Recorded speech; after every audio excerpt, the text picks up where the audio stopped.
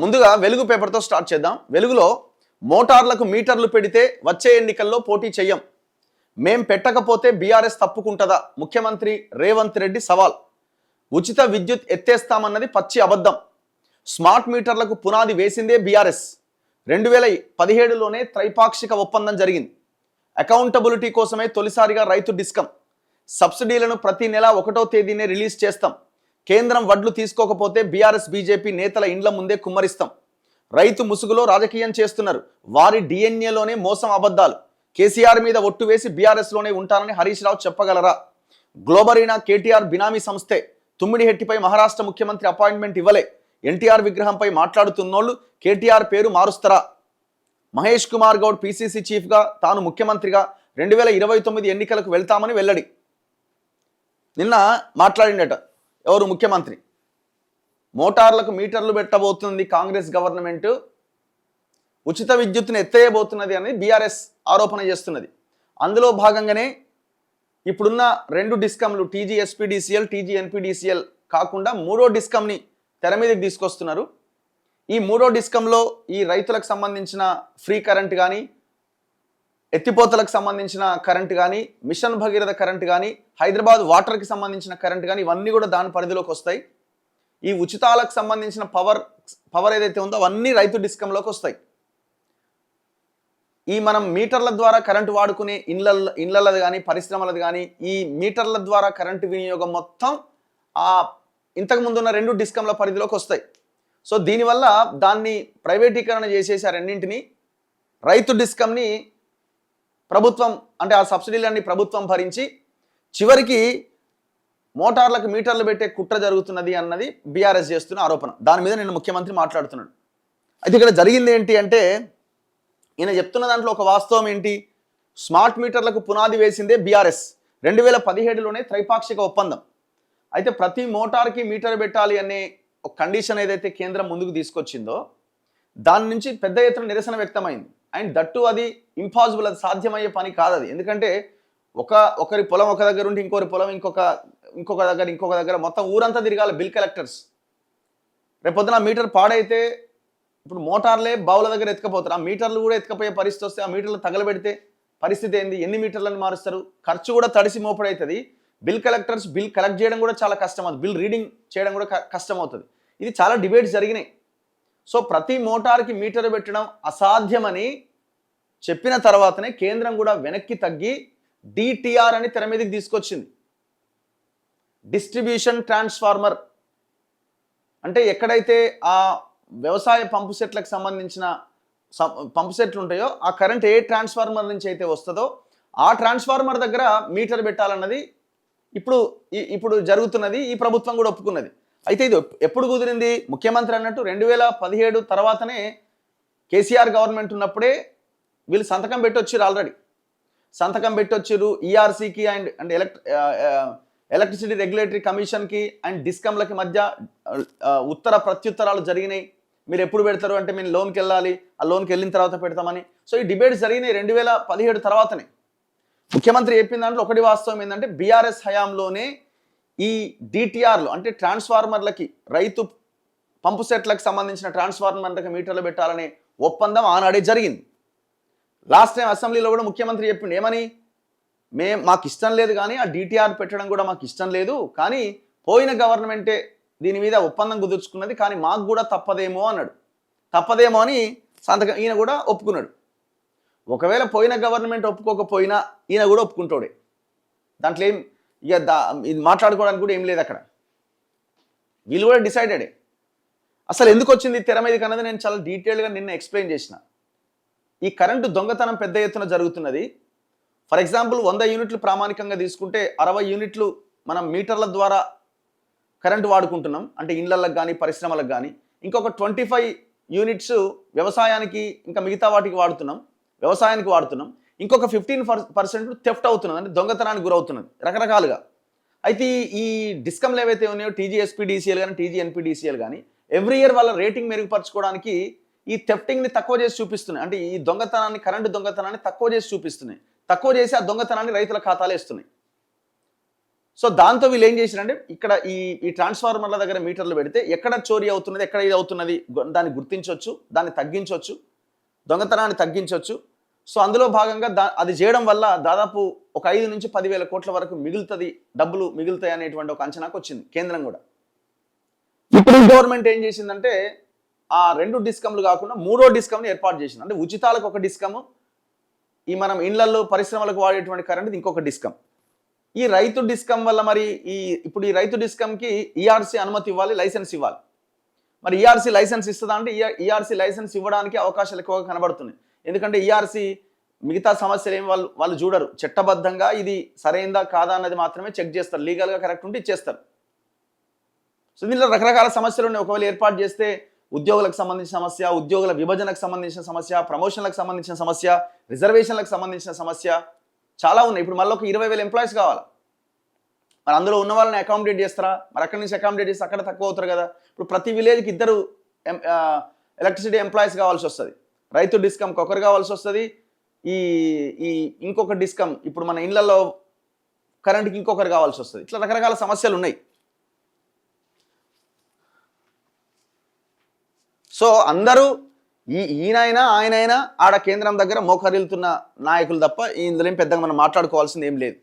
కానీ ఒకటి మాత్రం మనం వ్యతిరేకించాలి, ఒకవేళ మోటార్లకి మీటర్లు పెట్టాలనే ఆలోచన కనుక చేస్తే దాన్ని పూర్తిగా వ్యతిరేకించాలి.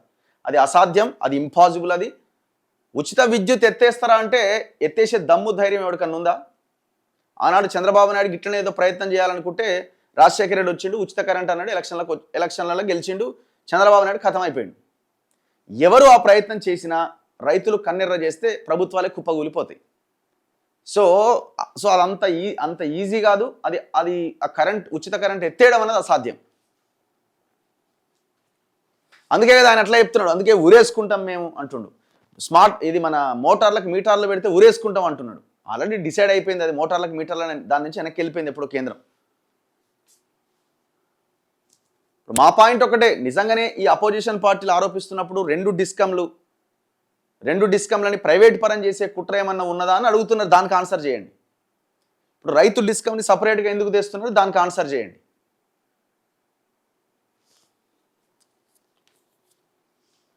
ఇప్పుడు ఆ డిటిఆర్ మీటర్లు పెట్టుడు కూడా కేవలం ఆ థెఫ్ట్ అవుతున్న, అంటే దొంగతనానికి గురవుతున్న కరెంటుని మళ్ళీ దాన్ని దొంగతనం లేకుండా చేసి రాష్ట్రానికి ప్రయోజనం చేకూర్చడానికా, లేకపోతే ఆ మీటర్ని రీడింగ్ని చెక్ చేసి మళ్ళీ ఏమైనా రైతుల మీద భారం వేయడానికా? సో ఇట్లాంటి అంశాల మీద క్లారిటీ ఇవ్వాల్సిన అవసరం ఉంది. మీరు చెప్పాలా, ఒకవేళ డిటిఆర్లు పెట్టినా మేము రైతుల దగ్గర నుంచి ₹1 వసూలు చేయం, ఆ ట్రాన్స్ఫార్మర్ దగ్గర ఉన్న మీటర్కి ప్రభుత్వానికే సంబంధం, రైతుల దగ్గర నుంచి వసూలు చేయం, ఇది చెప్పాలా, దీని మీద క్లారిటీ ఇవ్వాలా. సబ్సిడీలను ప్రతి నెల 1వ తేదీనే రిలీజ్ చేస్తాం. కేంద్రం వడ్లు తీసుకోకపోతే బీఆర్ఎస్ బీజేపీ నేతల ఇండ్ల ముందే కుమ్మరిస్తాం. ఇప్పుడు కేంద్రం ఆల్రెడీ మీ మంత్రి గారు మీ నాయకులేమో చాలా అద్భుతంగా కొనుగోలు చేసి ఇప్పటికే 60 లక్షల టన్నులు కొన్నాం అంటున్నారు. మరి మళ్ళీ తీసుకోకపోతే ఏంది?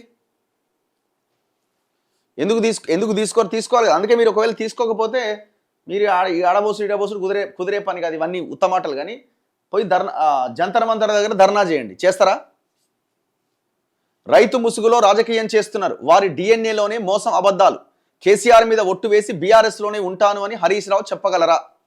ఇప్పుడు ఎవరు చెప్పగలుగుతారు? నువ్వు ఇదే పార్టీలో ఉంటావా అని ఒట్టేసి రాజకీయ నాయకుడిని అడిగితే ఏ రాజకీయ నాయకుడు చెప్పగలుగుతాడు? రేవంత్ రెడ్డి చెప్పగలుగుతాడా నేను కాంగ్రెస్లోనే ఉంటా, నా కుటుంబం మీద ఒట్టు? కేసీఆర్ మీద ఎవరి మీద ఒట్టేస్తారో మరి నాకు తెలియదు. నేను కాంగ్రెస్లోనే ఉంటా, ఏ పార్టీతో నేను ఇదిగా లేను అని మీరు ఒట్టేయగలుగుతారా? హరీష్ రావు ఒట్టేయగలరు? హరీష్ రావు కూడా ఎవ్వరు ఒట్టేయలేరండి. మీరే ఒక నినాదాన్ని వినిపిస్తారు కదా, శాశ్వత మిత్రులు శాశ్వత శత్రువులు రాజకీయాల్లో ఎవరు ఉండరు అని. గ్లోబరీనా కేటీఆర్ బినామీ సంస్థనే. ఇప్పుడు ఎందుకు వచ్చింది గ్లోబరీనా అంటే ఆ సిబిఎస్ఈ సెకండ్ ఇయర్కి సంబంధించిన రీవాల్యుయేషన్లో అక్రమాలు అవకతవకలు జరిగినాయి కదా. సో ఆ సంస్థ వెనకాల కూడా గ్లోబరీనానే ఉన్నది అని రాహుల్ గాంధీ ఆరోపించింది. అందుకే ఇప్పుడు ఈ సంస్థ తెర మీదకి వచ్చింది. తుమ్మిడిహెట్టిపై మహారాష్ట్ర ముఖ్యమంత్రి అపాయింట్మెంట్ ఇవ్వలేదట. ఎన్టీఆర్ విగ్రహంపై మాట్లాడుతున్నోళ్ళు కేటీఆర్ పేరు మారుస్తారా? ఇప్పుడు ఎన్టీఆర్ విగ్రహం మీద మాట్లాడుతున్నోళ్ళు బీఆర్ఎస్ వాళ్ళు మాట్లాడితే కేటీఆర్ పేరు మారుస్తామని ఆయన అడగండి. ఆయన అడగండి. తెలంగాణ ఉద్యమకారులు, తెలంగాణ రాష్ట్రం అడుగుతున్నది, తెలంగాణ ప్రజలు అడుగుతున్నారు. అంటే తెలంగాణ ప్రజలు కేటీఆర్ పేరుని మార్చాలనా? వీళ్ళకు కేటీఆర్కి ఏం సంబంధం? మీరు చెప్పాల్సింది ఎందుకు ఎన్టీఆర్ విగ్రహం పెట్టినవు అన్నది సమాధానం చెప్పాలా. అందశ్రీ గారి పాడె మోసినావు కదా, పాడె మోసాడ, అది కడతా ఇది కడతా అన్నావు కదా, కుక్కలు పందులు సంసారం చేస్తున్నాయాడ, మొత్తం అంతా దారుణంగా ఉంది సిచ్యువేషన్. గద్దర్ విగ్రహం పెట్టవైతివి, రోషయ్య విగ్రహం పెట్టినావు, బాలసుబ్రహ్మణ్యం విగ్రహం పెట్టినావు, ఎన్టీఆర్ విగ్రహం పెట్టినావు. మరి ఒక్క తెలంగాణ మహానుభావుడి మహనీయుల విగ్రహం, ఒక్క విగ్రహమైనా పెట్టినవా 2.5 సంవత్సరాలుగా? కేశవరావు జాదవ్ విగ్రహం పెట్టినవా? ప్రొఫెసర్ జయశంకర్ సార్ విగ్రహం పెట్టినవా? గద్దర్ విగ్రహం పెట్టినవా? అందశ్రీ విగ్రహం పెట్టినవా? ఇంకెవరిదైనా విగ్రహం పెట్టే ప్రయత్నం అయినా చేసినవా? లేదే.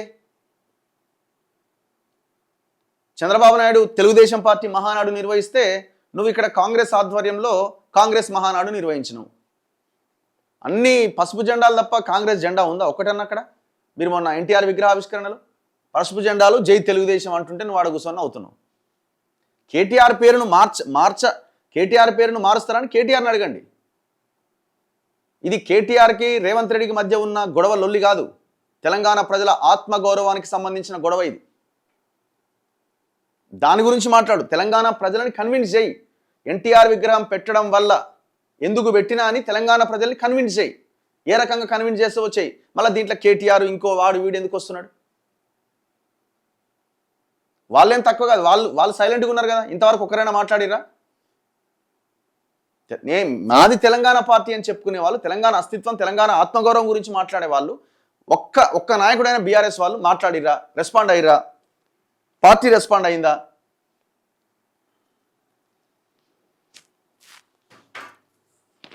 మహేష్ కుమార్ గౌడ్ పీసీసీ చీఫ్గా తాను ముఖ్యమంత్రిగా 2029 ఎన్నికలకు వెళ్తామని వెల్లడి. మరి మహేష్ కుమార్ గౌడ్ పీసీసీ చీఫ్గా నేను ముఖ్యమంత్రిగా వెళ్తాననుకున్నప్పుడు డిజాస్టర్ పీసీసీ చీఫ్ అని మీకు సంబంధించిన మీ ఫ్రెండ్స్ ఛానల్లో ఎందుకు వార్తలు వేయించినారు? ఎవరు వేయించినారు ఆ వార్తలు? అంత దారుణంగా ఆయన యొక్క ఆయన్ని హ్యూమిలియేట్ చేసే ప్రయత్నం ఎందుకు జరిగింది? ఎవరి ఆధ్వర్యంలో జరిగింది? మరి దాని మీద ఎందుకు రెస్పాండ్ కావాలి? ఇట్లాంటి తప్పుడు కథనాలు వేస్తున్న వాళ్ళ మీద మేము యాక్షన్ తీసుకున్నాం, ఇది తప్పు అని మీరు ఎందుకు చెప్పే ప్రయత్నం చేయలే? ఏ ఒక్క కాంగ్రెస్ నాయకుడు ఎందుకు రెస్పాండ్ కాలేదు దాని మీద? ఒక్క బెల్లయ్య నాయక్ ఒక్కడే మాట్లాడింది అనుకుంటా. నాకు తెలిసి ఒక్క బెల్లయ్య నాయక్ గారు ఒక్కరే మాట్లాడారు, మిగతా ఎవరు మాట్లాడలే.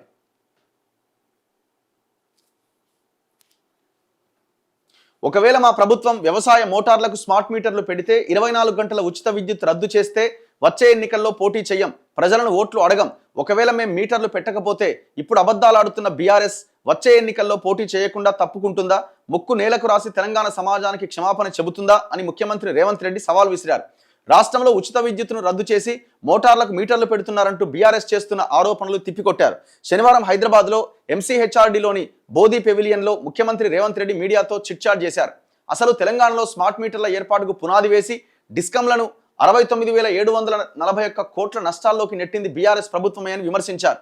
రాజకీయ లబ్ధి కోసమే బీఆర్ఎస్ పార్టీ, కేసీఆర్ రైతుల ముసుగులో లైఫ్ లైన్ కోసం ప్రయత్నిస్తున్నారని విమర్శించారు. దేశంలోనే తొలిసారిగా రైతుల కోసం ప్రత్యేకంగా రైతు డిస్కం ఏర్పాటు చేశాం. దీనివల్ల ప్రభుత్వానికి తక్కువ ధరకే విద్యుత్ కొనుగోలు చేసే వెసులుబాటుతో పాటు జవాబుదారీతనం పెరుగుతోందని స్పష్టం చేశారు.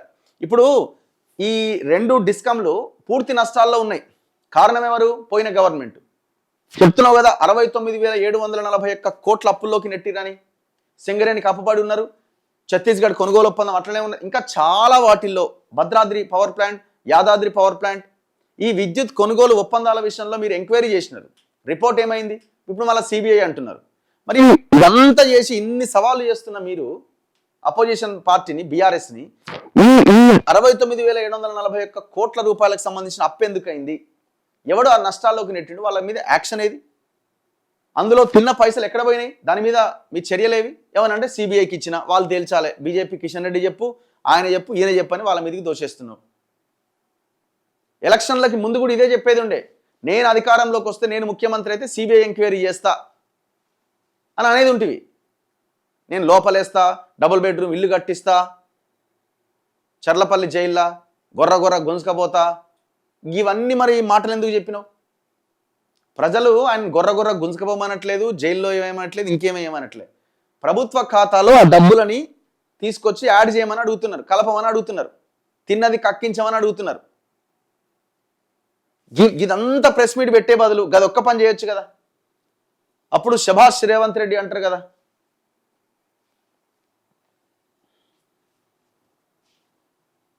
సో ఇట్లా నిన్న ముఖ్యమంత్రి ప్రెస్ మీట్ నిర్వహించిండు. ఆ ప్రెస్ మీట్లో మాట్లాడిన మాటలు ఇవి. ఎన్నైనా మాట్లాడతారు, ఏముంటుంది, వాళ్ళకు అనుకూలంగా ఉంటాయి వ్యవహారాలన్నీ.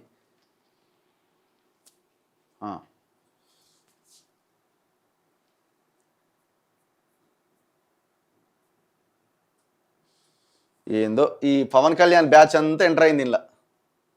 మీరు ఎంత మాట్లాడినా ఏం చేసినా, మీరు ఎంత మాట్లాడినా ఏం చేసినా పవన్ కళ్యాణ్ కబ్జా చేసిండు 100% 10 ఎకరాల భూమిని, చెరువు భూమిని తన ఖాతాలో వేసుకున్నాడు. మర్యాదగా మీరు కనుక మీరు అంటున్న ధర్మాన్ని ఇవన్నింటిని నమ్మితే తక్షణమే మీరు ఆ 10 ఎకరాల భూమిని తిరిగి ప్రభుత్వ ఖాతాలో కలపండి. ఈ సొల్లు డైలాగులకి ఇవన్నీ వద్దు. మీ ఛానల్ని అన్ఫాలో చేసుకోండి. నచ్చని వాళ్ళు అన్ఫాలో చేసుకోవచ్చు, అన్సబ్స్క్రైబ్ చేసుకోవచ్చు, నో ఇష్యూ. నచ్చిన వాళ్ళే చూడొచ్చు.